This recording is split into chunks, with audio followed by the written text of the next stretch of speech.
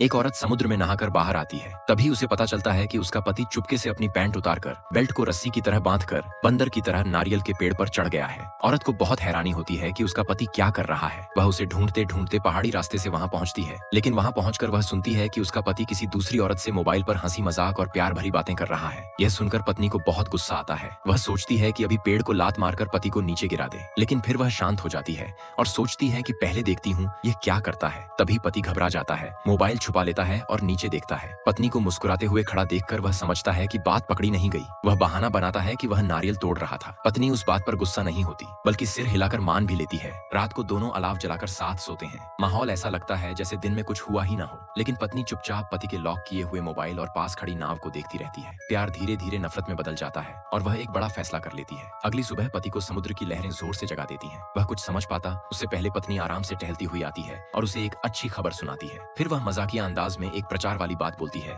कि स्क्रीन के कोने में दिए गए बटन पर क्लिक करो, इनाम मिलेगा वगैरह। असल में यह सब पत्नी की योजना होती है। वह चाहती है कि उसका पति इस टापू पर ही फंस जाए और कभी उसे छोड़कर न जा सके, लेकिन उसे यह नहीं पता होता कि पति सब कुछ दूर से देख रहा है। शाम होते होते दोनों फिर से समुद्र किनारे बैठकर आराम से शराब पीते हैं। कहानी का सबसे अहम दृश्य यहीं आता है। तभी पति को अचानक एहसास होता है कि कुछ बहुत गड़बड़ होने वाली है।